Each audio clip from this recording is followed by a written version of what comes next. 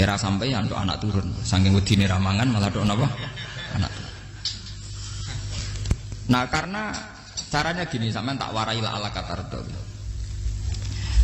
Jadi istrinya kula sukani mukadimah, saya tadi datang tuh pokoknya kula wau mun sukani mukadimah. Kemungkinan ngaji di sini itu saya minta tambah berai. Karena saya itu kalau tiap bulan. Yang jelas sekarang kan berai mulut, poso, rezeki. Mungkin kalau minta 2 lagi, tapi entah saya nanti milih apa. Jelas nih ketemu sama sering pusing. Nomor 2, kalau tidak sering, tidak penting, gak usah sowan. Ngal kula mun njenengan sanggep mawon kula nak ning omah milik keluarga.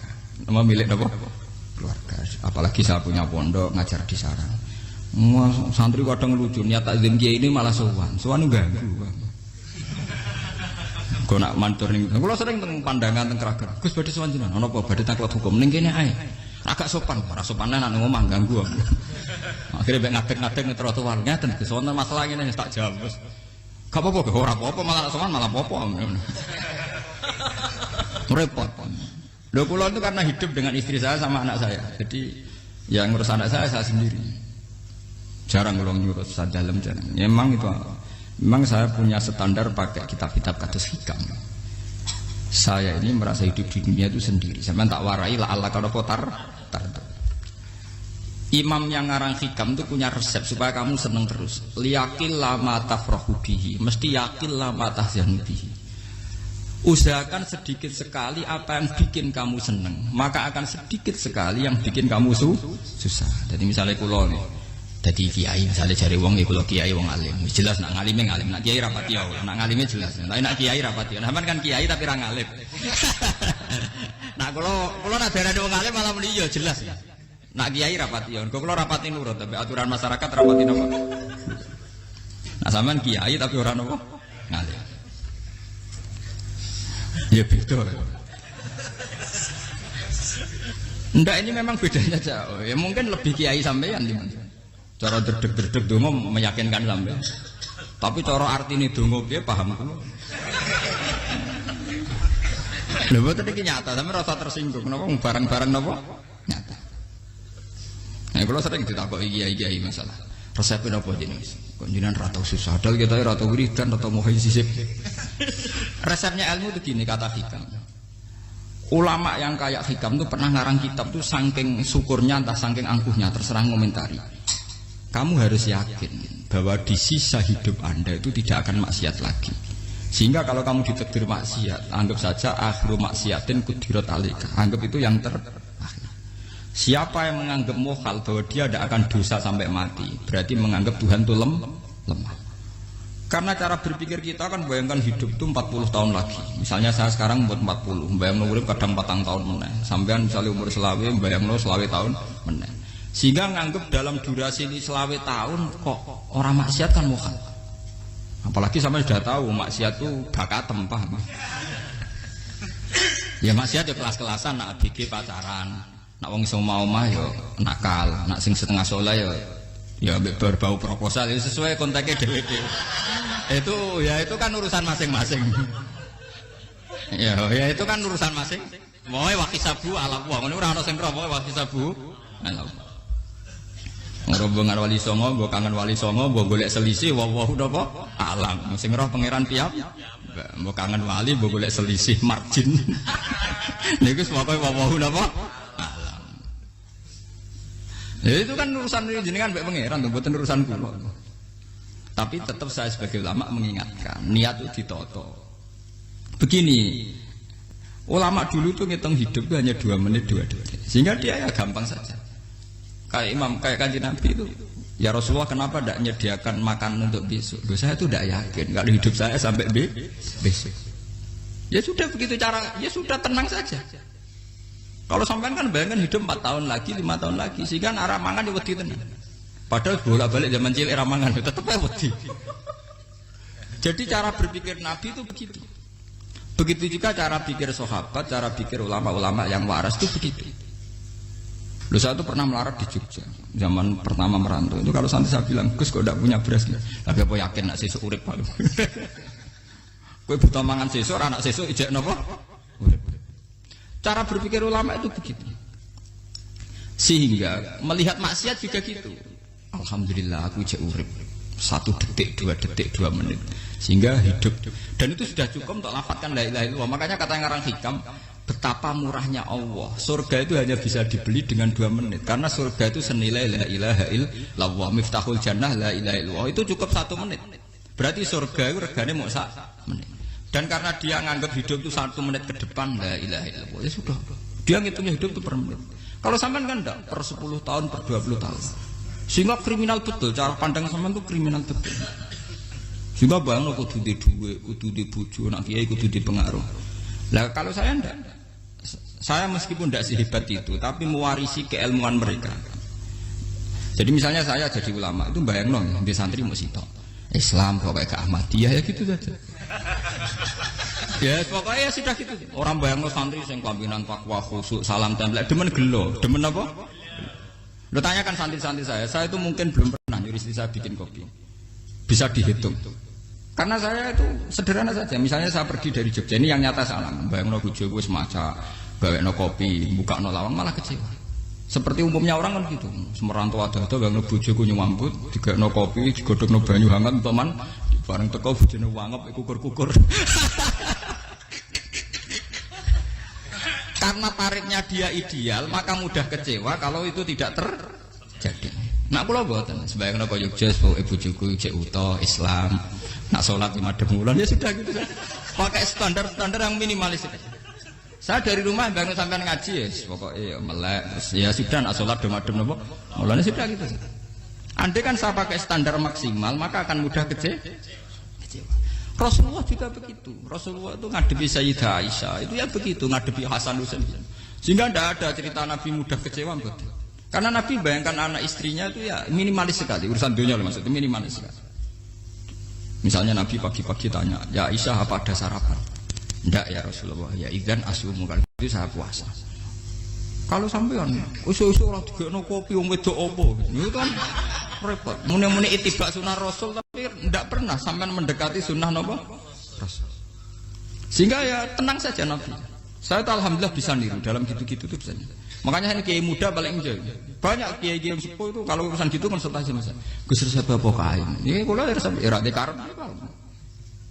Sehingga saya tidak pernah bayangkan apa tanggaku seneng aku atau ora sing ngaji aku kecewa, tidak pernah bayangkan. Sampean itu kan makhluk, tidak penting. Kecewa tidak kecewa itu tidak penting. Saya itu orang alim, ngerti ini warido kamat lubi, ora waridokum. Yang tak goleki ridane pengiran, antara ridane sing ngaji, ridane konsumen. Itu apa? Makhluk tidak penting. Itu harus dilatih. Harus napa? Sehingga orang itu kalau biasa sholat, maksudnya biasa takluk be Allah, mesti la'alla katardo, mesti gampang puas. Karena dia iktifak ngalap cukup be Allah Subhanahu wa ta'ala. Saya sebagai manusia juga sering ditangisi istri. Misalnya saya sering ke Jogja sendirian. Nak ninggalan apa? Ninggalan ibu milih pengiran. Misalnya mati ninggalan ya paling aku mau ngapain nih suara. Paling uang nangis gue kegiatan. Bukan apa-apa. Ingin saya bahwa konstitusi ulama itu masih iktimat Allah. Kalau kita kan enggak. Cara berpikir kita ngaji itu ideal sing ono podium, sing ngaji kelambinan takwa kabeh, ketunan kaji kabeh, ndiluk kabeh. Kita akan pakai standar-standar yang dengan asumsi kita. Padahal Nabi di zaman sugeng al iman hahuna wa yusiru ila qalbihi sadrihi salah. Iman itu urusan hati. Komitmen sampean be Allah Subhanahu wa taala. Nah ini resepnya. Makanya kata hikam liyakillah ma tafrahu bi. Mesti yakinlah ma tahzanu bi. Sedikitlah kamu gembira dengan satu hal, nanti akan sedikit kamu yang kecewa. Artinya misalnya kados kula sebagai ulama seneng kula niku kok ijek iman, ya nggak kayak orang awam. Ya sudah gitu. Jadi misalnya suatu saat kula jatuh, yang ngaji saya gak semeneng dadi kupeding. Wong sing seneng kula bubar kabeh. Kula ya ora susah, miskola darah bener. Gus saiki jenengan ora sing seneng. Ya tenang saja. Sing ora seneng ya makhluk ora jelas. Dan status mereka tetap layak durwalayang. Ini harus dilatih. Sehingga Nabi itu ya meskipun beliau itu perang, sahabatnya meninggal ya tenang saja. Nabi cara berpikir yang meninggal mereka mati syahid, yang masih hidup dianggap berpotensi melakukan kebaikan. Sama tak warai resep-resep dari Rasulullah SAW. Saya ini sebetulnya memaksa, menjelaskan ini memaksa karena saya inginnya jadi ulama yang kayak umumnya orang, tidak ideal-ideal amat. saya ditegur ilmunya itu ideal, jadi terpaksa saya jelaskan. Tapi kalau perilaku saya tidak akan ideal. Soalnya ngawur saake mari Ghafuri pengiran nganggur bolak-balik cerita. Ada seorang wali, karena dia wali itu doa di multazam, ya Allah saya ini minta satu hal. Karena dia wali maka tidak minta uang, tidak minta jabatan, minta engkau takdir saya tidak pernah maksiat. Itu kan bagus sekali, minta doa ditakdir gak maksiat kan ada. Dari pengiran malah jawab. Fa'ena ada ukufur. Karena tahu maksiat malah sifat ghafurku tak ada kok endi. Gamane pangeran ini sifat ghafurku rak nganggur. Malah tidak ada orang selain Nabi kecuali ditakdir tahu maksiat. Dan sifat ghafure pangeran efektif. Paham apa? Lah nek sampean kan ghafure mbok nggo kabeh. Dadi karek sadidul iqab. Karena maksiate sampean sering. Jadi sifat ghafure wis berlaku aktif. Saya karek nunggu sifat sadidul iqab. Paham ya? Itu beda dengan wali-wali. Sifat sadidul iqab mau aktif, mereka tidak punya dosa. Malah pangeran bingung gak kok sifat ghafure. Apa ada kok ghafur atau dosa. Tidak kok sadidul iqab gak tahu maksiat. Jadi pangeran malah sing bingung. Nak kowe ora tau maksiat ghafur kok tak dakok ndi. Kok ora tau maksiat, wong iku ora tau apa? Didakoki sadidul iqab gak mungkin atau maksiat. Lah pangeran ape dakok ghafur kan syaratnya dosa sik. Sampean kan walian. Ghafure wis dientekno. Keseringan kepake, paham ya? Karek nopo? Karek sadidul iqab. Ya itu memang standar Tuhan. Semua Quran itu kalau nyeritakan gitu. Nabi ibadi anni anal ghafurur rahim. Kawulaku ceritani aku ghafurur rahim, tapi yo ceritani wa anna adzabi wal adzabul alim. Jadi nabi ibadi anni anal ghafurur rahim wa anna adzabi wal adzabul alim. Kalau Nabi Ibrahim, Nabi Muhammad kan inna rabbaka lasariul iqab. Pangeran cepat nyiksane, tapi wa innahu laghafurur. Jadi dua sifat ini pasti aktif. Dan tentu ulama itu senang sifat ghafur itu ya meskipun aktif, tapi mereka tidak pernah ngambil fasilitas sifat nopo. Kula baleni malih. Sehingga kayak Sayyidina Umar radhiyallahu anhu ketika beliau pertama jadi khalifah, ini cerita di kitab Hayati Sahabat. Pertama dia jadi khalifah, orang mengira dia akan ngomong hal-hal yang besar, visi besar tentang negara, visi besar tentang izzatil Islam wal muslim. Tapi ketika Umar pertama pidato begini, ayuhal muslimun ayuhan nas, ana, dari kata Sayyidina Umar, ana hulamun min bani Mahsud, akulu min kholati. Saya ini pemuda dari Bani Mahsud. Kecil saya bisa makan karena bulik-bulik saya punya kebun kurma yang kalau saya memanen diopahi beberapa biji dan itu menjadi kuti wahayati, menjadi saya bisa hidup. Terus wassalamualaikum warahmatullahi wabarakatuh. Orang itu penasaran semua. Orang jadi khalifah pertama dibendem jadi Amirul Mukminin, pidatonya ngenang masa kecilnya ra kelar mangan, kelare mangan mergo buruh dulike. Paham ya? Ngondoh kurma terus dikai tamarotin, beberapa kurma sing dadekno iso. Dan itu saya pakai sampai ketemu Allah Subhanahu wa taala saya pakai. Misalnya sekarang saya mulya, misalnya kalau dibilang mulya ya ana sing nyucup, ana sing husnudzon, ana sing hormat macam-macam sawangane. Itu bodoh sekali kalau saya menikmati itu, bodoh sekali. Paling banter nikmati dicucup dihormati itu apa? Tapi kalau nikmatnya bisa makan saat itu tuh nyawa. SBY jadi presiden prestasi, Gus Dur jadi presiden prestasi, tapi umpama presiden tetap mangan. Prestasi tertinggi ada bisa makan sendisat dirumki gojogonyo. Makanya Umar mengingatkan, sebetulnya nikmat tertinggi saya itu tidak saat saya jadi khalifah, saat itu kok aku iso mangan, cara gak aku mati. Paham ya? Dulu itu luar biasa. Kita ini kan menjadi angkuh karena ngitung nikmat itu yang besar-besar, punya prestasi, punya. Kalau saya enggak ngitung nikmat itu kelar mangan gak mati, kan gampang.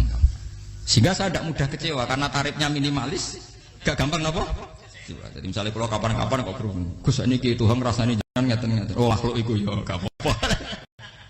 Kalau distatuskan kiai kan seakan-akan ngomongnya sakral, seakan-akan mandi. Tapi nak tak status, oh makhluk itu ngomong-ngomong ya sudah kan. Menjadi kan sudah distatuskan sebagai apa? Makhluk. Tentu makhluk statusnya la yadurru wala yanfa. Di sini ini penting. Orang-orang ahli tauhid tentu tidak punya kesusahan. Innalladzina qalu rabbuna wa tsummas taqamu. Itu mesti tidak ada kesusahan sama sekali. Misalnya ulama-ulama dulu mau mati ya tenang saja. Mati kedua itu mati paling menantang, menyenangkan sekali. Karena mati yang seru itu mati zaman Al-Adam. Misalnya saya kelahiran tahun 70. Tahun 40-50 kan belum ada saya. Itu mati yang sejati karena Al-Adam. Kenapa? Al-Adam tidak ada. Mati yang nanti itu mati yang petualangan. Karena saya mati setelah menyaksikan kekuasaan Allah. Setelah husnuzan sama Allah. Sehingga mati yang menuruti kerinduan. Akan ketemu sang kekasih. Makanya Jalaluddin Ar-Rumi ketika mau meninggal dan orang-orang muridnya nangis, dia marah-marah. Hei murid-muridku, betapa bodohnya engkau. Saat kayak ini yang saya tunggu. Saya sudah menyesal berpisah sampai Allah dat cinta seneng. Aku kecewa waktu makhluk-makhluk koyo kowe. Saiki wis wayahe aku goleki kholik dat cinta senengi malah mbok tangi. Cek bodone kowe. Saat-saat sing tenteni malah mbok tangi. Betapa aku lamanya menunggu kematian ini. Mergo hidup itu keterpisahanku mbek Allah. Kemen ketemu kowe. Malane Jalaluddin Rumilah yang mengistilahkan mati itu malam pengantin. Makanya fal'an awanu sirok minkum wa awanu wisol habibi. Ini saat yang indah karena ketemu dengan berpisah dari makhluk-makhluk yang tidak penting menuju sama habibi kekasihku. Jadi dia mengistilahkan mati itu malam pengantin. Semenjak istilah itu populer sehingga di Jawa ana ngipi dadi nganten takwilane mati. Itu filosofi sufi, ya filosofi napa? Lah niku tenan. Begitu juga sahabat-sahabat dulu. Bilal mau meninggal, anaknya udah nangis. Bilal lagu ya. Ditanya sama anaknya, kenapa anak-anak kamu nangis? Dan jenengan badhe kapundhut. Aku malah seneng nang mati. Hudan nalqal akhibah Muhammadan wa hizbah. Aku nak urip ketemune mbek kowe terus. Malah nak mati ketemu Nabi Muhammad. Hudan nalqal akhibah Muhammadan wa hizbah. Nah, dengan cara pandang begitu maka hidup itu enjoy saja. Ya saya sebenarnya keberatan pakai kelas ini, keberatan karena saya harus ngulang sampean-sampean itu. Ya makanya potensi kayak saya tentu mengurangi jadwal ketemu. Makanya saya mohon kalau tidak penting itu jangan sungkan. Anggap saja itu bagian dari hormat saya. Ya minimal sampean misalnya di dua sekretari gue jajan pentolan enam lah apa mau gue suwan bareng malah repot. Bos ganggu wong anak peleleran pak. Nah misalnya sampean kepen takok hukum. Uang nak rapi pinter, hukumnya takokan ya ringan, takok kiai tanggam paling bisa. Karena pertanyaan yang ringan tentu ya ringan-ringan saja. Gak perlu kiai kali ber. Sampean ra usah GR. Kula pertanyaannya angel Gus, gak ono sing iso jawab. Uang nak ra alim tahke, iku pertanyaane ya ora patimu mutu. Iku wis kangelan ngoten. Ini mboten ngenyek tapi padha enak. Padha napa? Makanya kalau latih, jadi hikam sendiri itu ada manhaj, ada metode. Kalau orang supaya tardo, liyakillah ma tafrahubi, yakillah ma tahzanu. Anak saya itu kalau habis main pulang, itu saya senengnya pol. Istri saya pernah jangan. Gus, anak mulai senengnya dek piro-piro, anakku gemulai nih ngomah, misalnya minggu terus biasa. Saya itu anakku lo main mulai itu seneng. Piro-piro anakku mulai nih ngomah. Dipanggil anak saya bapak itu senengnya sak boleh. Piro-piro ana sing manggil bapak. Jadi saya pakai standar minimalis sekali. Saya tidak pernah pakai tarif dia anak yang ideal dihormati orang. Sampai anakku sujud nih pangeran, ngerti pentingnya mau tasbih. Makanya anak saya tak namakan tasbih semua. Itu ya sudah selesai. Saya tidak pernah bayangkan anak saya jadi kayak besar dihormati cuma. Mari gampang kecil. Sekolah kan Sayyidina Umar. Saya pemuda dari Bani Mahzum. Yang kecilnya bisa makan karena buruh bulikku. Akal tuh tamarot itu. Wah itu saya baca tuh nangis betul. Betapa hebatnya Sayyidina Umar. Mengingatkan ulang bahwa nikmat tertinggi itu ya makan, karena makan kaitannya nyawa. Orang jadi bupati, enggak jadi bupati tetap makan. Jadi kalau ngatain saya tarifnya minimalis sekali. Nah, kalau orang sudah makan gitu, lah Allah kata mudah sekali. Tapi kalau sampai tarifnya ideal, harus dia mobil kudu sangune akeh. Mosok gue mobil gak sanggup akeh. Barang gue sanggup akeh kudu gue penderek. Mosok kiri lu juga kok tanpa penderek. Nang penderek maju. Mosok ora kena dikeloni ya, jadi malah repot. Akhirnya gue wong ayu.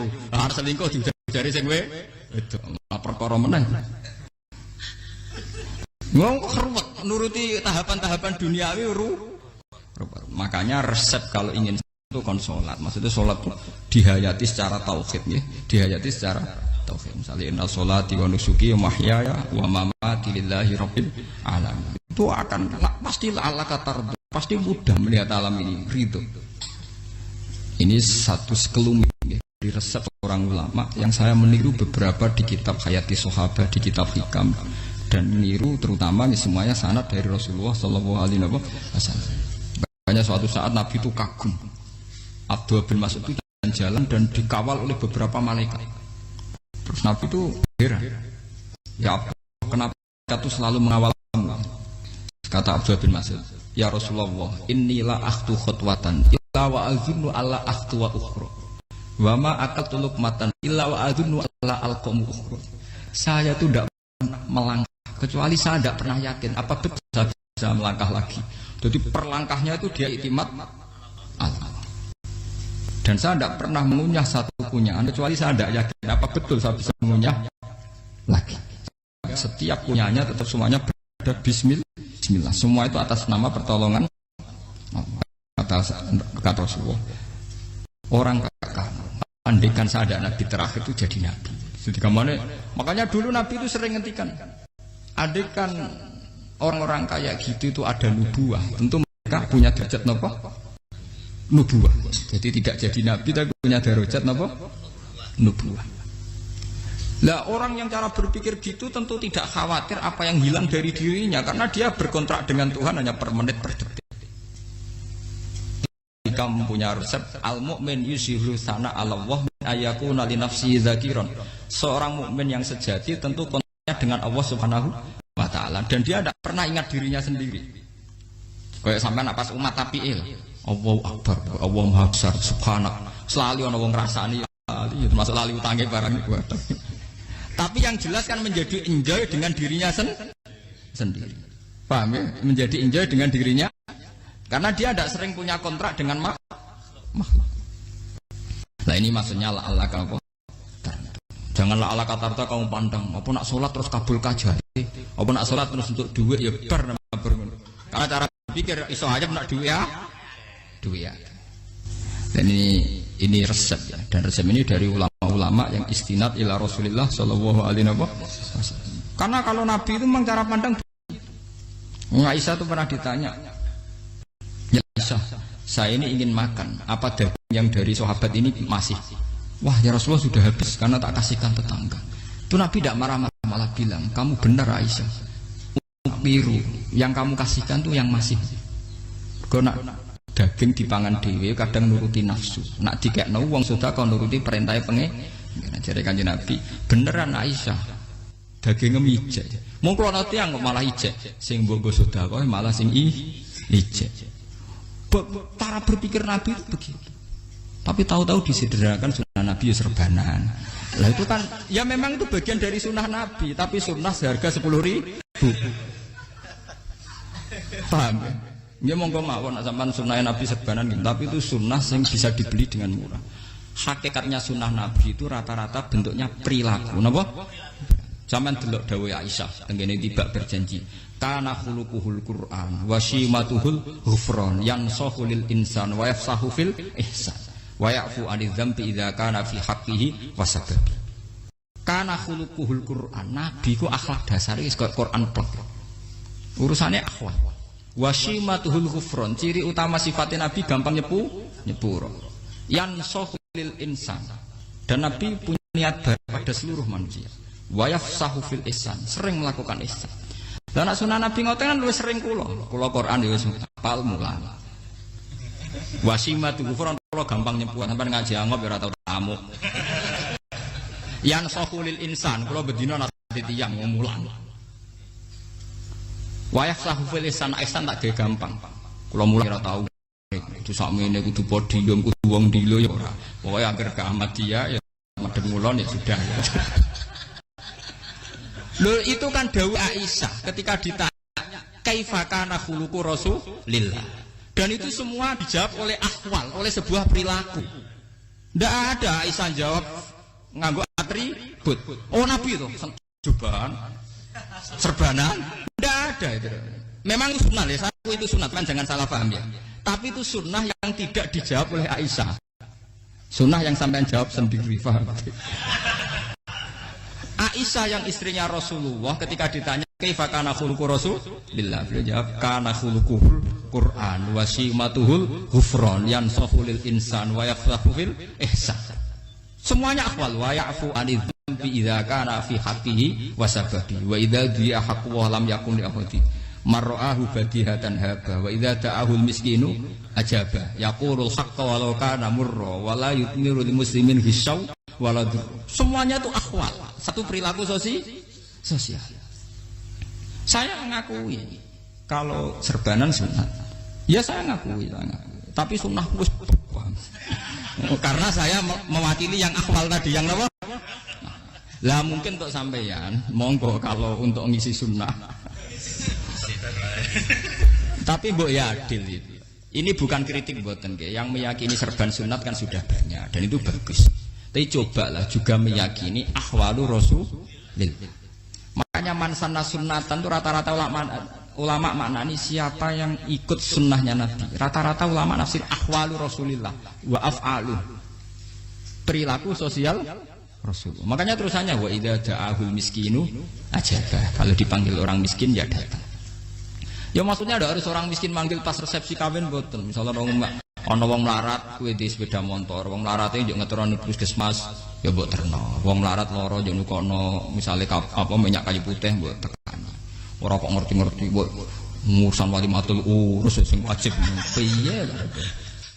Payah.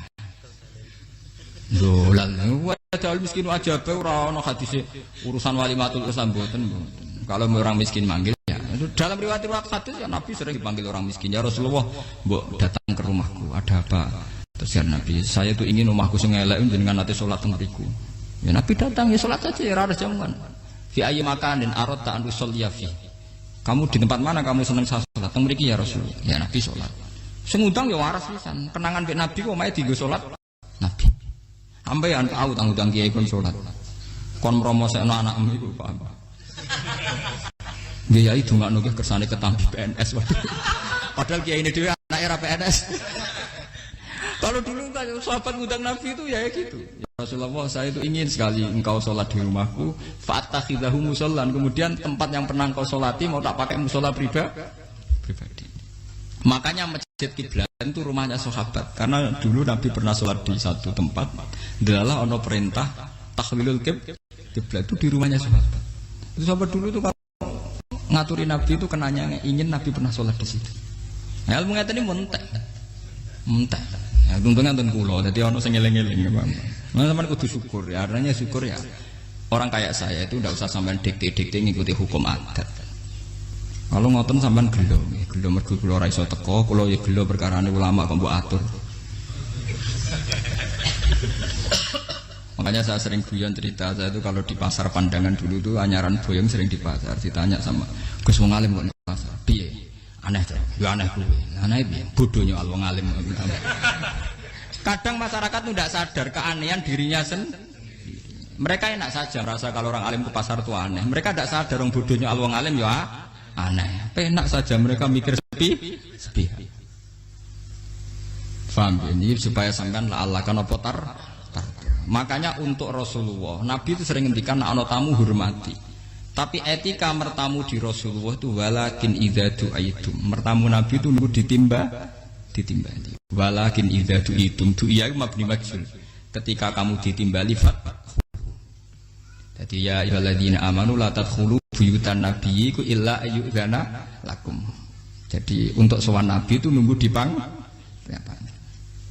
Meskipun sahabat tuh rindu Nabi, tidak berani sowan ke dalamnya Nabi. Kalau ingin ketemu Nabi di barengno pas sholat jamaah, karena Nabi pasti keluar di mas. Andai kan Nabi nerima tamu di rumah, ya ora sida dadi Nabi. Amen nampa tamu. Makanya la tadkhulu buyutan nabiyyi ku illa ayyudzana lakum. Kecuali kamu dapat nunggu dipanggil. Wa idza ju'itum kalau dipanggil lagi fat. Ya sudah begitu. Tapi sekarang itu ya sudah begini. Ini kalau cerita ilmiah saja. Saya tidak punya kepentingan apa-apa. Ya kepentingan kalau ben rabot tamoni jujur mawon. Cuma gue iling-ilingan dulu itu kalau sahabat itu ketemu Nabi pendak sholat sama pendak ngaji. Paham ya? Jadi saya memilih sikap begini itu bukan tidak saya pikir. Tapi kalau ada kiai lain yang beda dengan saya tidak apa-apa. Kalau ulama lain beda tidak apa-apa. Justru seninya rahmatnya umatnya Nabi itu istilahu aimati rahmah. Khilafnya umatku itu rahmah. Mulane aku khilaf ben rahman aku podo kan gak sido khilaf.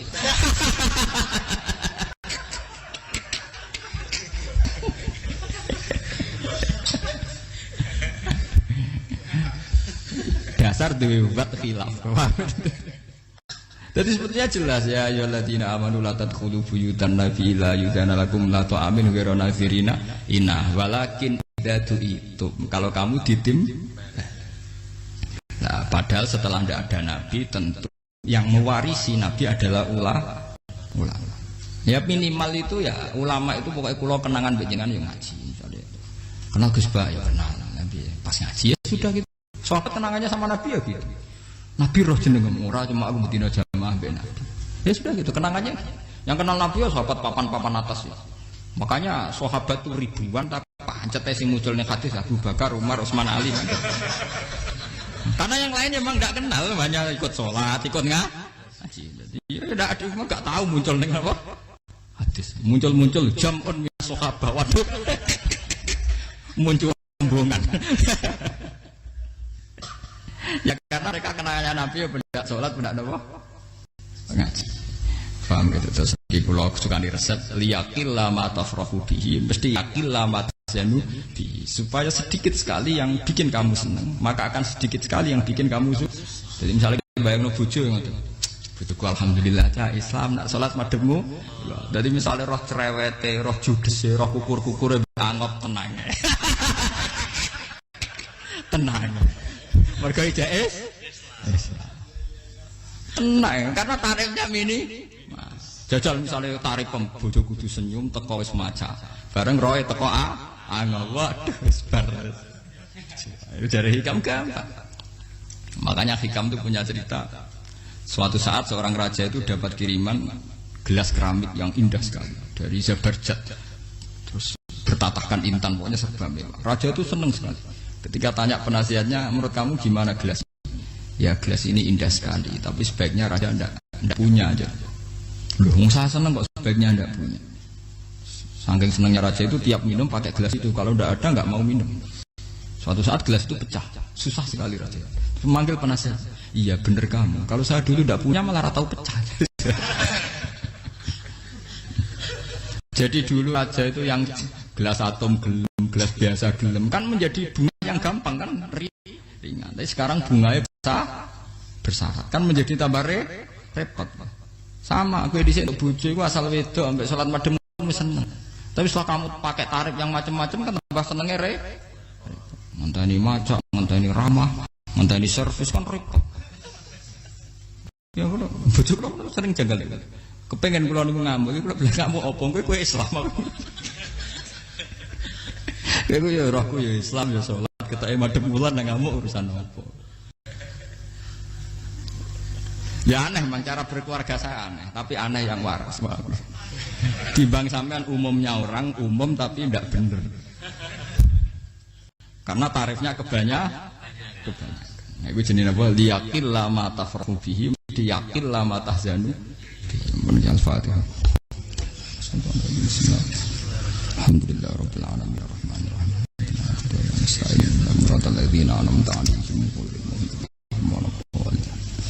Bismillahirrahmanirrahim. Lakal hamdu hatta tarda wa lakal hamdu idza radita wa lakal hamdu ba'da. Allahumma lakal hamdu kama yanbaghi li jalali wajhika 'azimi sultanik la nuhsi sanan 'alaika anta kama asnaita 'ala nafsik. Lakal hamdu idza radita wa lakal hamdu ba'da ridha wa lakal hamdu hatta tarda. Lakal hamdu fis samawati wal ardi wa ma syi'ta min syai'in ba'd.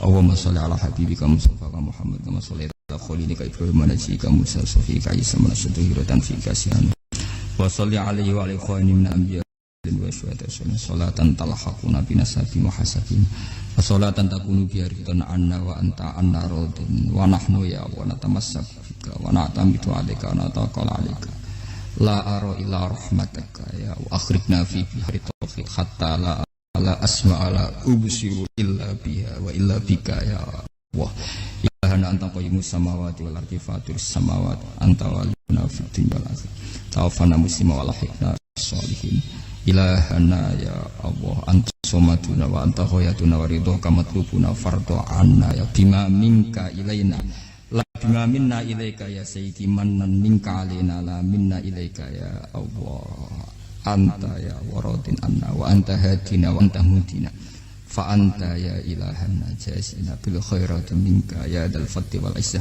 rabbana atina fid dunya hasanah fil akhirati hasanah wa qina adzabannar rasulullah sayyidina Muhammad wa ala alihi wasallam subhana rabbika rabbil izzati amma yasifun alhamdulillahi rabbil alamin.